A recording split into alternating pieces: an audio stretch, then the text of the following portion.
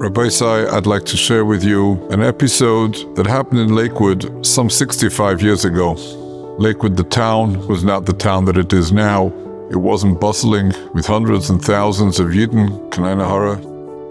It was a small, sleepy town, and the yeshiva, which was at that time not even 20 years old, the yeshiva had maybe 100 to 150 loimdim, hardly the yeshiva of today.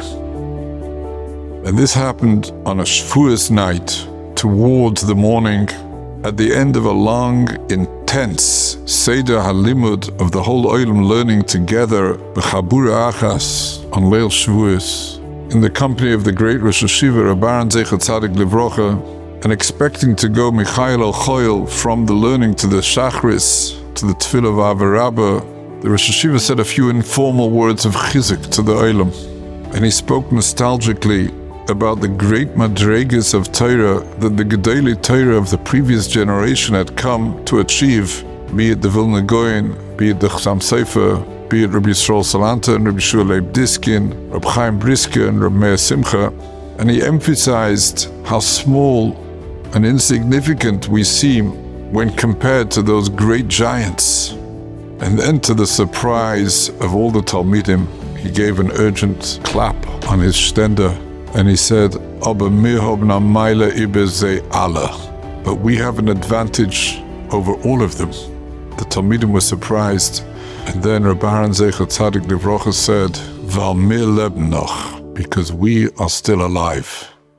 Their great schusim, their great mitzvahs, they accrued in their lifetime, and those mitzvahs are continuing to make peiros and peri-peiros. But they have no free choice anymore. They have no bechira.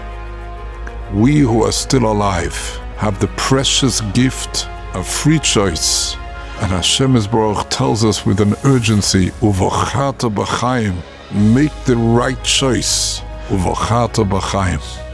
Every time we have a choice, whether to chalila look at something improper, or to refrain and sacrifice a moment's pleasure for eternal nitzchias, let us remember that it's a privilege to be alive, and it gives us the unique privilege of Uvochata b'chaim.